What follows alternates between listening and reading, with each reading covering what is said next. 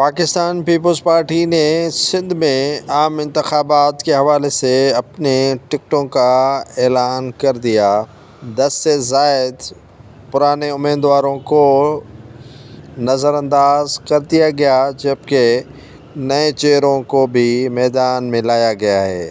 Pakistan Peoples party نے عام انتخابات 2024 کے لیے سندھ کے قومی و صوبائی اسمبلی کے انتخابات کے لیے تقریباً پرانے ہی چہرے میدان میں اتارے ہیں، جبکہ 10 سے زائد نئے چہرے بھی میدان میں لائے گئے ہیں۔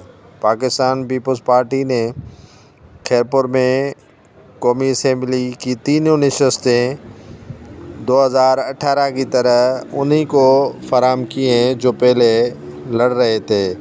PS 27 پر منظور حسین وسان، جو صوبائی وزیر بھی رہ چکے ہیں، ان کے بیٹے الار وسان کو ٹکٹ دی گئی ہے، جبکہ قائم علی شاہ نے اپنے بیٹے کو ٹکٹ دلوانے کے بجائے خود ہی PS 26 سے انتخاب لڑنے کا فیصلہ کیا ہے۔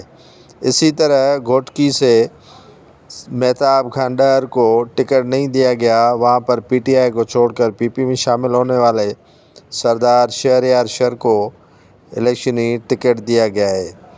اسی طرح لاڑکانہ کے مختلف حلقوں پر اور جیکب آباد کے سردار اسلم ابڑو کو بھی نظر انداز کر کے وہاں سے شیر محمد مغیری کو ٹکٹ دیا گیا ہے ان کی جگہ۔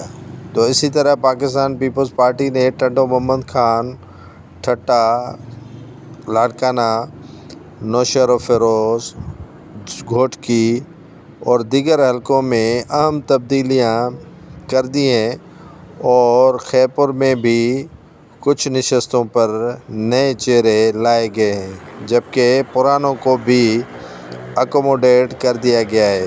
کراچی کے اندر بھی اکثر نشستوں کا فیصلہ کر لیا گیا ہے، جس میں 2018 کے عام انتخابات میں حصہ لینے والے امیدواروں کو بھی شامل کر دیا گیا ہے، لیکن اکثریت نئے چہروں کی کراچی میں متعارف کروا دی گئی ہے۔